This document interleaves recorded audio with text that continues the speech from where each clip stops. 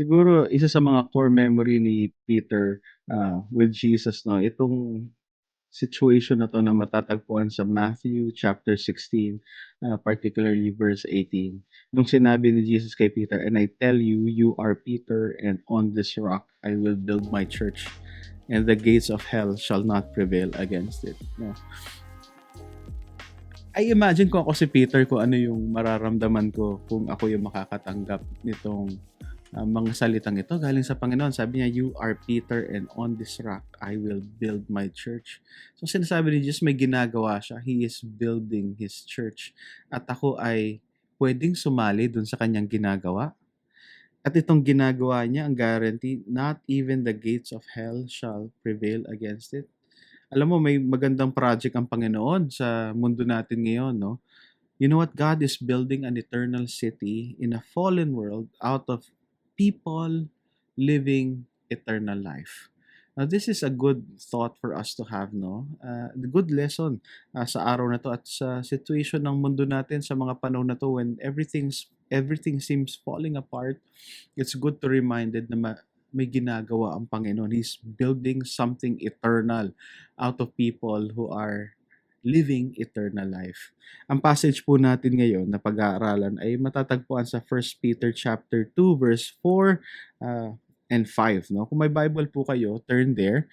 Pero po, bago po natin basahin ito, let's join our hearts in prayer. Father, I pray that we would really find encouragement uh, in the truth that you are doing something. Lord, I pray that we would also be motivated, Panginoon, na magpa-participate kayo sa ginagawa niyo sa mundo namin, sa buhay namin. And so as we approach your word, Lord, today, I pray na buksan niyo po yung isip po namin at kalooban namin upang ma-appreciate po ito. Salamat po. In Jesus' name we pray. Amen. 1 Peter chapter 2, verse 4 and 5. Let's read it together. As you come to him, a living stone rejected by men, but in the sight of God, chosen and precious, you yourselves, like living stones, are being built up as a spiritual house, to be a holy priesthood, to offer spiritual sacrifices acceptable to God through Jesus Christ. What a wonderful passage, no? The Lord is doing something and we can be part of it, no? Do you want to be part dun sa ginagawa ng Panginoon, no? The first thing we have to do kung gusto natin makalahok dito is we have to come to Jesus, no? Come to Him.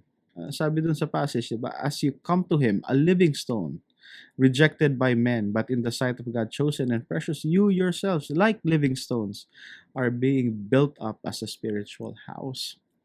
Coming to Jesus is very important. Now, I want you to notice yung imagery na ginagamit ni Apostle Peter dito. He's talking about a living stone, no? Um, Medyo 'di ba, parang contradicting yung dalawang salita na yun, living stone. O nakakita na ba kayo ng bato na may buhay? Yung mga bato 'di ba, nandiyan lang siya, hindi naman siya humihinga, hindi naman din lumalaki yung bato na yun, nandiyan lang siya. Pero sinasabi ni Peter dito, Jesus is a living stone. And as we come to Him, we become also living stones, no? Nagkakabuhay tayo. This whole conversation reminds me of what Jesus said in Luke 19 verse 40, di ba? Sabi ni Jesus, He answered, "I tell you, if these were silent, the disciples were silent, the very stones would cry out." No? Ang ibig sabihin dito, ang Panginoon, He's very capable, no? Kayang-kaya ng Panginoon na magbigay ng buhay sa isang bagay na patay. Ang importante, yung bagay na yun ay nasa sa kamay niya. And we are so discouraged. No, I'm discouraged right now as I'm looking at what's going on sa mundo natin. Uh, all of these wars that are going on, diba? In different countries are at war with one another, and the conflict is growing. Even in the Philippines, diba? We have international conflict. Then we have local political unrest, corruption everywhere. And sabi ko, ang iniisip ko, parang patay na tong kinalalagyan natin, no? Pero itong passage na to, ang ang encouragement niya, no? Itong mga mukhang patay na mga bagay sa kamay ng Panginoon nagkakaroon ng buhay, no? So Ganun ba ang feeling mo sa sarili mo, no? You feel like you're dead inside? The passage says na lapit tayo sa Panginoon, nasa Kanya ang buhay, no? Yun. Ang ganda nung sinabi ni Jesus kay Peter. Sabi niya kasi, "You are Peter and on this rock, no, I will build my church." Paano ba lumalapit sa Panginoon, no?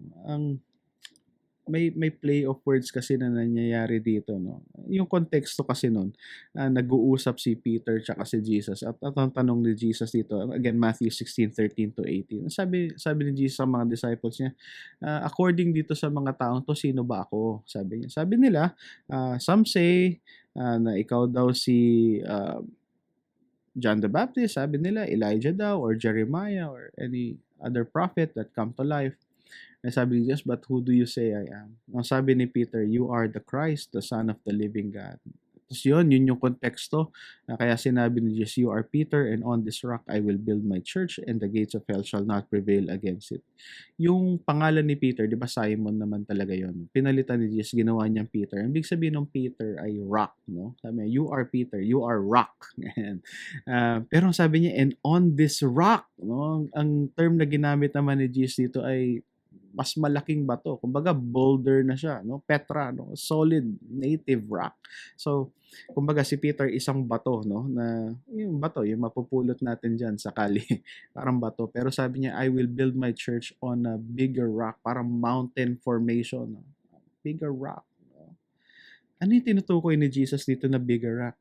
I believe ito yung sinabi ni Peter, no, na you are the Christ, the Son of the living God.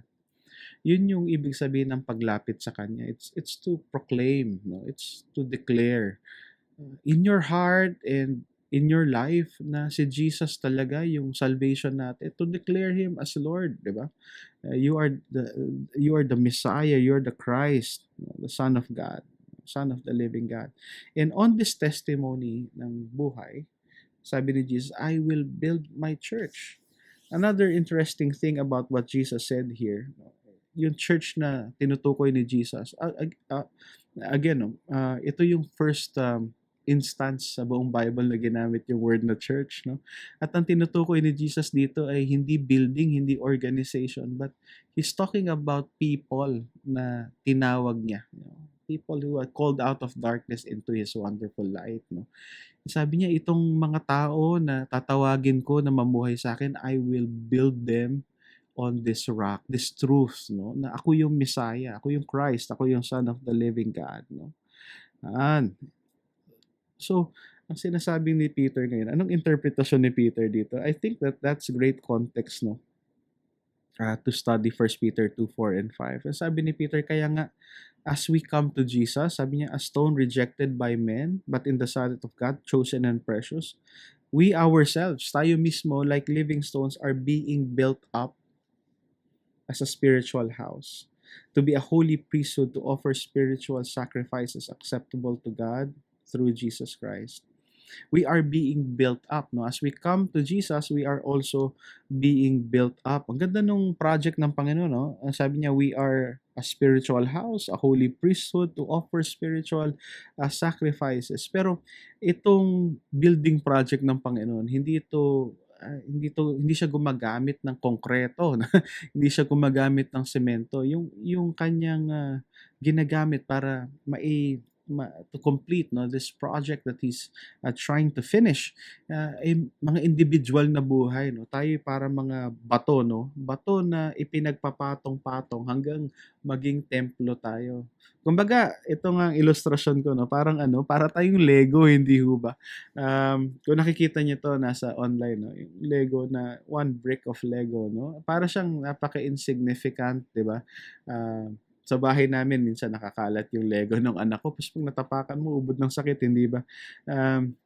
Pero sabi ni Peter, para tayong mga individual na Lego brick, no, na pag pinagsama-sama mo, pwede siyang maging buong city. No, if you're online, I'm showing this picture to you of a man who put together a whole city made out of Lego bricks, no? Sa individually, para tayong detached, 'di ba? Pero pag sama-sama tayo, makikita mo ito yung project pala ng Panginoon at yung kanyang materialis dito ay mga taong may eternal life, no? And this is a wonderful city to live in. So we have to come to Jesus. We have to build on Him, di ba? That's very important, no? Kaya sa verse 6, if I might continue on, 1 Peter 2 verse 6 to 8, sabi, for it stands in Scripture, behold, I am laying in Zion a stone, a cornerstone, chosen and precious, and whoever believes in Him will not be put to shame. So the honor is for you who believe, but for those who do not believe, the stone that the builders rejected has become the cornerstone and a stone of stumbling, the rock of offense. They stumbled because they disobeyed the word as they were destined to do. Tawag ni Peter kay Jesus yung cornerstone. No? Sa old times pala yung cornerstone, ano yan eh. Yung pinakamalaking bato na mahanap nila, normally marble, no? So ito yung magde-determine ng kulman ng bahay, no? So if you're online, I'm showing you a picture of that, no? The cornerstone, yung foundation, it determines the structure, the stability, and the security of the house. So kung yung pundasyon ng buhay natin malambot, hindi ba? Condemned na yun eh, di ba? Hindi, it's just a matter of time bago bumagsak yung bahay na yun. Diba? It's destined to stumble, kumbaga. Di ba? Yun eh. Kung hindi tayo pipirme sa isang matibay na pundasyon, kung hindi tayo doon maitataguyod, we are already condemned, kumbaga. Di ba? Kasi it's just a matter of time. Yun yung kwento ni Jesus, hindi ba? Maalala nyo dun sa parable of the wise and the foolish builder, di ba? Sabi niya, Matthew 7:24-27, everyone then who hears these words of mine and does them will be like a wise man who built his house on the rock. And the rain fell, and the floods came, and the winds blew and beat on that house, but it did not fall, because it has been founded on the rock. And everyone who hears these words of mine and does not do them will be like a foolish man who built his house on sand. And the rain fell, and the floods came, and the winds blew and beat against that house, and it fell, and great was the fall of it. And sabi ni Jesus, no, may decision tayo sa buhay, di ba? We have to choose whether we will be wise or we will be foolish. Diba? A wise person, yung buhay niya, yung bahay niya, itinatayo niya sa matigas na cornerstone. Diba? Siguro mas mahirap yung proseso na yun. Pero yung mga gusto lang ng easy life, komportable, mabilis, doon sa buhangin. Doon yung wise at yung foolish. Pareho naman sila nagtayo ng bahay. Ang magpapakita kung anong klase ng bahay yun yung bagyo, hindi ba? Lahat tayo dadaan sa bagyo kahit ngayon, no? Itong taon na to, sigurado tayo may bagyong darating. Ang tanong na lang kung yung bahay ba natin, yung buhay natin nakatayo pagkatapos ng bagyo o natumba na. We are living under a storm right now all across the world, no? And so this is a good encouragement for us na even though the world seems to be collapsing, no, there is life sa Panginoon. No? If you feel like you're losing everything, yung pinag-ipunan mo napupunta na lang sa gas, yung trabaho mo parang 50-50, yung health mo, you feel like everything is collapsing, come to Jesus. He can give you life, no? Are you clueless? Hindi mo alam kung ano yung gagawin mo? Build on Him, no? Get to Him. Siya yung maging pundasyon ng buhay mo. Mas mahirap, no? Matigas, no? Pero yung stability na ibibigay ng Panginoon, that will be your protection. No? Maraming salamat sa time natin together. Bago tayo maghiwa-hiwalay, let's pray. Father, we thank you because you're doing something. May project po kayong maganda sa mundo po namin at sa buhay namin. I pray, Lord, that this short devotion would encourage many, Lord, to come to you and to build our lives upon you. Thank you, Lord, because you are our sure foundation. And I pray, Lord, that you will help us to be really people who are abiding in you. Salamat, Lord, sa time namin together. We praise you. In Jesus' name we pray. Amen. Maraming salamat sa pagsama sa akin sa Kapitira. Ang programa natin ay nasa Facebook at Spotify at syempre dito sa FEBC Radio TV. See you again next time. God bless you. Bye-bye.